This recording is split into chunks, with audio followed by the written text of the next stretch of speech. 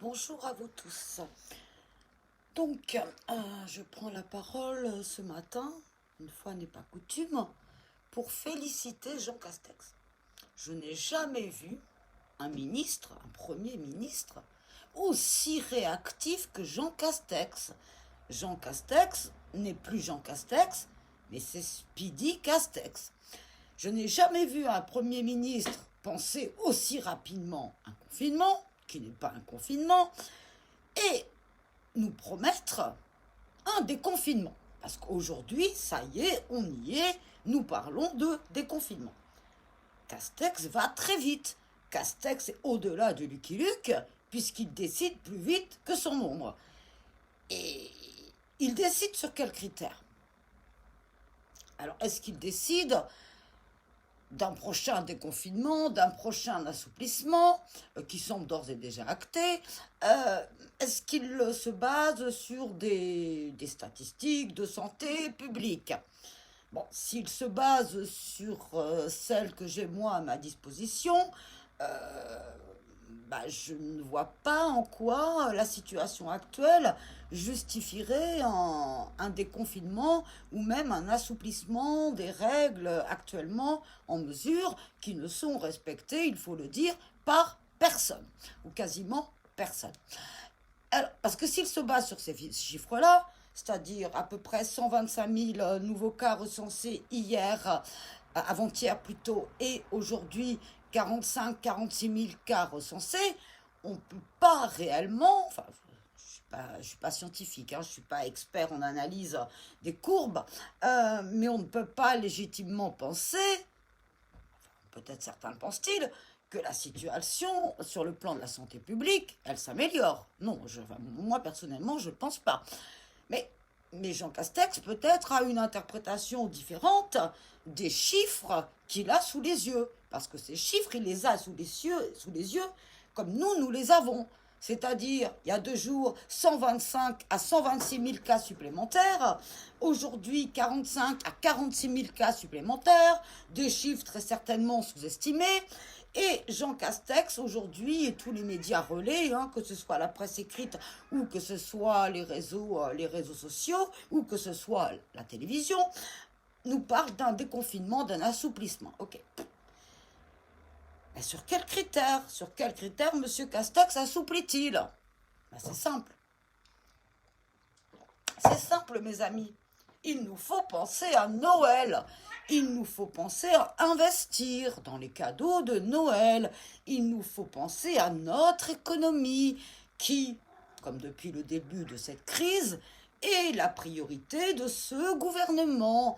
Alors Speedy Castex est arrivé et sitôt le confinement prononcé, un confinement que moi j'appelle un confinement gruyère dans la mesure où il permet tout, ou presque tout, Jean Castex est arrivé, il nous pose un confinement et 15 jours après, il nous parle de déconfinement et d'assouplissement, alors même que les chiffres sont à la hausse et que les hôpitaux sont en situation tendue et que les décès augmentent chaque jour. Nous sommes presque aujourd'hui à 47 000 hommes, femmes, enfants décédés de la Covid. Mais Monsieur Speedy Castex, vraiment très rapide, Lucky Luke doit le jalouser, a décidé ou est en train de penser à un déconfinement ou un assouplissement, peu importe le nom que vous lui donnerez. Et ça sera un déconfinement, pas gruyère cette fois-ci, parce qu'il va renouveler la sémantique, ça sera un déconfinement mental. Je suis très cynique, parce qu'il ne me reste plus que le cynisme face à ces gouvernants qui m'écœurent, qui m'exècrent. Alors, vous allez, mes chers amis, pouvoir prendre les trains à la SNCF, l'a dit là il y a quelques instants, il n'y aura pas de problème pour les réservations. Les 8 millions de Français qui chaque année vont fêter les Noëls en famille pourront aller fêter Noël en famille. Mais bordel, jusqu'où ira l'indécence de ce gouvernement? Ou jusqu'où ira-t-elle? Et que ne rencontre-t-il pas en face des personnes? Bon, je pense qu'au niveau des conseils scientifiques, il doit rencontrer des avis divergents, mais des personnes qui, à un moment donné, ont la légitimité, ont la crédibilité pour lui demander de redescendre sur Terre. Et redescendre sur Terre, ça veut dire quoi? Ça veut dire ouvrir les yeux. et voir quelle est notre situation, quelle est la situation dans laquelle est actuellement notre pays. Mon ami hier était dans une clinique. C'est dramatique, c'est dramatique, c'est dramatique. Je suis en Seine-et-Marne, c'est dramatique. Mais M. Castex s'assouplit. M. Castex vous promet que cette année, le Père Noël passera, il passera. Mais surtout, n'achetez pas sur Amazon et n'achetez pas sur ces discounts. Achetez dans des petits commerces. Ouais, ben, le problème, c'est que les petits commerces, ils sont fermés. Bon, ben, on va vous les ouvrir, les petits commerces. À partir du 27 novembre, il semble qu'il y ait des assouplissements qui se dessinent. Ok, la santé publique dans tout ça. Eh bien, écoutez, on va faire une pause jusqu'au 1er janvier. Et puis, au 1er janvier, eh bien, comme on s'apercevra que les chiffres sont toujours aussi mauvais, eh bien, on vous parlera de troisième vague. Parce que, bon, M. Castex a dit ce matin qu'il avait été très, très difficile de prévoir l'arrivée de cette deuxième vague. Depuis le 11 mai, je ne suis pas voyante, je ne suis pas Madame Soleil, je ne suis personne, je ne suis pas médecin. Depuis le 11 mai, lorsque le déconfinement a été prononcé, j'ai dit qu'il y aurait une deuxième vague. Tous les scientifiques le savaient, le gouvernement le savait très bien. Mais au mois de mai, au mois de juin, au mois de juillet, au mois d'août, qu'est-ce qui comptait? C'était l'économie, c'était vos vacances, c'était que vous oubliez un petit peu, c'était que vous alliez un petit peu faire marcher Biarritz, Saint-Jean-de-Luz, La Baule, Cannes, pour ceux qui avaient la chance d'aller à l'étranger. C'était pour la monnaie. Et aujourd'hui, on est dans quelle période? On est dans le mois précédent Noël. Quel est à nouveau l'impératif qui guide M. Castex et son gouvernement? Quel est l'impératif? Monnaie, toujours le même. Allez investir. Allez investir. Votre santé, on s'en occupera à partir du 2 janvier. Vous pouvez faire une pause. Et la Covid, est-ce qu'elle fait une pause à un moment donné? Est-ce qu'elle fait une pause, bordel de merde? Est-ce que les décès, ils vont faire une pause entre aujourd'hui et le 2 janvier? Est-ce que les hôpitaux vont faire une pause entre aujourd'hui et le 2 janvier? La trêve des confiseurs. Le virus, il ne connaît pas. Mais le gouvernement, lui, semble la connaître. Et, alors rassurez-vous, je suis au jus d'orange. Je suis au jus d'orange parce qu'il faut vraiment de la vitamine C pour faire face à toute cette situation. Voilà, mais Speedy Castex est là. Alors, n'ayez peur de rien. Il est sur tous les plans. Et principalement celui de l'économie. Donc, il vous assure un Noël quasiment comme les autres. Et Olivier Véran, bien évidemment, ne le dément pas. On ne se dément pas dans ce gouvernement. On se couvre tous les uns les autres. Un seul ne parle pas. Je ne sais pas si vous avez remarqué. Un seul ne parle pas. Le ministre de la Justice, tout simplement. Posez-vous la question de savoir pourquoi Éric Dupond-Moretti, qui est loin d'être un homme qui a la langue dans sa poche, ne parle pas actuellement. Pourquoi? Pourquoi on nous passe du Darmanin en boucle? Pourquoi on nous passe du Attal? Pourquoi on nous passe du Casse-Tête? Pourquoi on nous passe du Véran? Casse-Tête, j'ai fait exprès. Pourquoi on nous passe du Salomon? Pourquoi on ne laisse pas Éric Dupond-Moretti s'exprimer sur un certain nombre de situations? Je suis persuadée que la ligne fondatrice du gouvernement en serait complètement bouleversée. Donc on contraint Éric Dupond-Moretti au silence, comme on contraint d'autres au silence. Aujourd'hui, une seule chose doit passer. Vous devez savoir que la Covid va faire une pause. Elle va faire une pause, tous les indicateurs sont au vert, ce qui est complètement faux. La situation est dramatique, mais pour le gouvernement, on va colorier un petit peu tout en vert, le temps que les fêtes se passent, que vous puissiez acheter, bien évidemment, achetez cette épargne que vous avez engrangée, sortez-la. Mais qui a de l'épargne aujourd'hui? Est-ce que nous, citoyens lambda, on a de l'épargne? On n'a même pas de quoi finir le mois. Au 15 du mois, on n'en peut plus. Qui a de l'épargne? Si ce n'est ceux qui ont déjà. Mais ceux qui ont vont pouvoir avoir un Noël comme les autres. Ceux qui n'ont pas, ils feront avec les moyens du bord. Mais on leur assure un Noël comme les autres. C'est pas un Noël comme les autres. Et vous faire croire que ce sera un Noël comme les autres, c'est vous induire en erreur. Mais si le gouvernement veut rattraper quelques points de croissance, de PIB, parce que le cadeau de Noël du gouvernement, c'est quoi? Ce qu'il attend, c'est une remontée de la croissance. C'est tout ce qu'il attend. C'est tout ce qu'il veut. Alors oui, il va assouplir. Vous demanderez des dérogations sur tel ou tel événement, il va vous les accorder. Il va vous les accorder. Non en s'appuyant sur des données de santé publique, mais en s'appuyant sur l'impératif économique. Uniquement, c'est tout. C'est tout, il n'y a pas d'autres, comment dirais-je, d'autres fondements, sinon le fondement économique. Voilà, c'est tout. Il faut que vous bossiez, que vous fassiez bosser les autres, et puis la santé, on verra plus tard. On verra plus tard.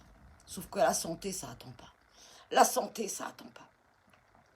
Et je suis indignée, moi, personnellement, que l'opposition, celle qui est instituée, institutionnalisée, pas l'opposition citoyenne, mais l'opposition dans les hémicycles, l'opposition se taise. C'est bizarre, il y a un silence là qui est relativement assourdissant. Personne ne semble s'opposer à Jean Castex et à son gouvernement sur ce point-là. On le tacle sur d'autres points, mais sur ce point-là, ils ont manifestement tous versé dans l'union nationale demandée par Emmanuel Macron.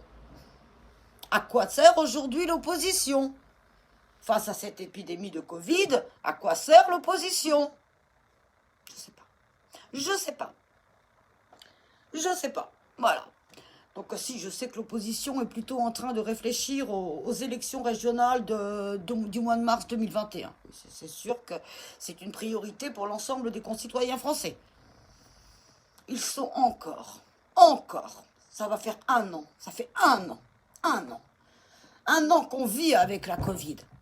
Un an. Certains l'ont eu, l'ont éprouvé, l'ont contracté.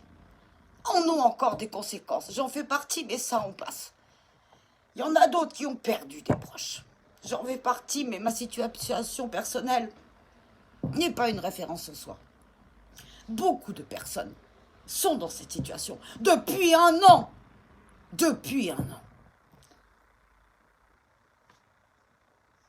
Et depuis un an, le gouvernement vous balade. Et il ne faut pas croire que ces procédures, ces plaintes déposées contre les différents ministres donneront quoi que ce soit. Elles aboutiront à peut-être un jugement par la Cour de justice de la République. Qu'est-ce que c'est que la Cour de justice de la République? En gros, c'est des politiques qui jugent d'autres politiques. Voilà, revoyez l'affaire du sang contaminé. Je m'égare un petit peu, mais je suis très en colère. Déjà, ce confinement, Qui voit que nous sommes confinés? Qui le ressent? Personne. Et le gouvernement, ensuite, sera bien évidemment prompt à mettre la responsabilité du non-respect du confinement, non pas sur l'incohérence de ces décisions, mais sur la faute des citoyens français qui auront fait manque de civisme. Bordel. Alors on fait quoi? À partir de là, on fait quoi? On sort dans la rue? Non. On ne peut pas sortir dans la rue. Dans le contexte actuel, on ne peut pas sortir dans la rue. On peut dire qu'on n'est pas d'accord. Oui, le crier, l'hurler, oui. On peut prendre des précautions, nous, par rapport à nous-mêmes, par rapport à nos proches, par rapport à ceux qu'on croise. Oui, on peut aider un peu si on le peut, les autres. Mais au-delà de ça, on fait quoi? On est des marionnettes. Pour ce gouvernement, nous sommes des marionnettes. Nos vies sont des poupées de chiffon. Du moment que l'économie fonctionne, le reste n'a pas d'importance. Et pourtant, ce reste-là, c'est l'essentiel. C'est l'humain, c'est les hommes, que nous sommes tous avec un grand H. Ce gouvernement est l'antithèse de l'humain, l'antithèse du respect des droits de l'homme. Ce gouvernement agit et n'a toujours agi, y compris lorsque Édouard Philippe était Premier ministre, n'a toujours agi qu'en fonction d'un seul objectif, l'objectif économique, sur le plan national, sur le plan européen, sur le plan international. C'est tout ce qui a guidé Emmanuel Macron depuis son élection. C'est tout ce qui le guidait avant son élection, c'est tout ce qui le guide depuis. Et c'est ce qui nous sera donné à voir en 2022. Bon, personnellement, je ne souhaite pas d'une réélection d'Emmanuel Macron en 2022. Mais au-delà de tout ça, voilà ce que je voulais vous dire aujourd'hui. C'était que votre Noël, il ne sera pas comme les autres. Il ne sera pas comme les autres, mais on va vous le faire croire. Et c'est ça le plus grave. C'est ça le plus grave. Vous allez voir que progressivement, au fil des jours, je peux me tromper, on va de moins en moins vous parler de la Covid. Au fil des jours, plus Noël va approcher, plus on va vous présenter une situation plutôt positive. On va vous donner des chiffres, parce que les chiffres, ça se crée, ça se crée. On va vous donner des chiffres qui vont vous laisser penser que tout va être fait pour que dans vos têtes, dans vos esprits, vous pensiez que la Covid n'est plus une menace. Et en plus, on va vous rassurer. On est en train de vous rassurer. Voyez, depuis quelques jours, un vaccin arrive. Un vaccin arrive. Donc pourquoi vous inquiéter? Lorsque des politiques essaient de vous rassurer, soyez sûr que derrière, il y a le pire. Le pire. La Macronie, je la connais. J'en ai été. Et je suis sûre et certaine que derrière tout ce qui est en train de vous être dit actuellement, relayé en masse par les médias, par les réseaux sociaux, par les boucles officielles de la République en marche, par d'autres outils. Tout est propagande. Propagande pour l'économie. Pour l'économie. Votre santé, elle est donnée négligeable. N'attendez rien de ce gouvernement, je vous le dis à chaque fois, mais je suis personne, en même temps je suis personne pour vous dire ça. J'appelle depuis longtemps, j'ai essayé de mettre en place une page pour construire un projet alternatif. Ce gouvernement n'a plus de légitimité à nous représenter, n'a plus d'autorité sur ses propres citoyens, n'a plus de crédibilité aux yeux de ses citoyens. Ce gouvernement doit tomber. Ce président doit tomber. Et ceux de l'autre côté de la classe politique, c'est du pareil au même. C'est du pareil au même. Que vous votiez LFI, que vous votiez RN, que vous votiez LR, que vous votiez PS, que vous votiez PCF, tous sont les mêmes. Tous sont les mêmes. Le pouvoir, par le pouvoir et pour le pouvoir, c'est tout ce qui les intéresse. Alors bien sûr, il y a les beaux discours. Mais lorsque vous recoupez le fond des programmes, le fond des annonces, vous vous apercevrez qu'il n'y a aucune différence, ou si petite, entre les différents partis politiques actuellement qui ont vu sur l'échiquier politique français. Ce sont tous les mêmes. Ce sont des politiciens. Ils ne font plus de la politique au sens premier du terme, c'est-à-dire servir l'intérêt de la cité et donc des citoyens. Mais ils se servent, eux, avant tout. Alors, l'alternative, elle est simple et en même temps très compliquée à mettre en place. Elle est dans la construction d'une alternative, d'un contre-pouvoir citoyen, d'un contre-pouvoir qui soit légitimé par des projets tangibles, par des projets concrets, par des propositions concrètes, qui soit réalisable. À la hauteur d'un pays de 67 millions d'habitants, il y a des choses qu'on ne peut pas penser. La sociocratie, on ne peut pas la penser à 67 millions d'habitants. Mais on peut penser d'autres modes. Personnellement, j'en ai pensé, je vous les propose. Bon, je ne mets pas tout sur Facebook parce que je sais très bien qu'il y a des voleurs d'idées et que je n'ai pas forcément envie qu'on me... J'ai aucune prétention, hein, mais bon, voilà, j'ai quelques idées. Pensez à l'alternative. Pensez à l'alternative. Et celle-ci ne passe pas forcément par des manifestations dans les rues qui vous amèneront en retour des CRS. Vous n'aurez jamais raison en attaquant du côté de la rue. Vous n'aurez jamais raison. Parce que le pouvoir sera renforcé dans sa légitimité et vous enverra toujours plus de sécurité. Et au final, vous vous trouverez opposé à des hommes, à des femmes comme vous, mais qui exercent une fonction, celle de représentant du maintien de l'ordre. Et c'est ce que veut le gouvernement, la division. Alors voilà, si on résume un petit peu, le gouvernement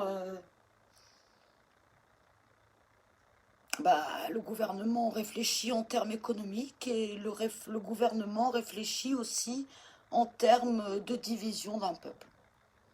Alors opposons-leur l'union et opposons-leur, nous, la conscience de la réalité dans laquelle on vit.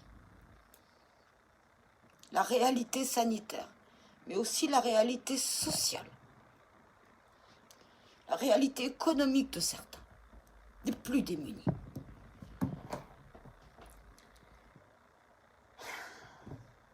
Ça m'épuise.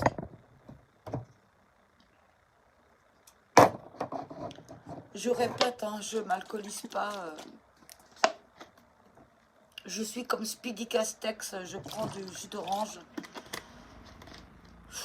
pour avoir un peu de vitamine. Et son énergie, votre énergie, pardon, monsieur Castex, vous devriez la dépenser dans l'intérêt de tous, dans l'intérêt des citoyens. Et non pas en poursuivant des intérêts catégoriels. Le masque, pour vous, il est tombé. Nous, on est encore masqués, mais vous, vous êtes démasqués. À partir de là, le jour d'après, comme disait Emmanuel Macron, le jour d'après, ce sera notre jour. Je vous remercie. Prenez tous soin de vous. N'attendez rien du gouvernement. Attendez-vous tout de vous-même et des autres qui vous entourent, en bienveillance et respect de votre humanité. Merci. Excellente journée à tous.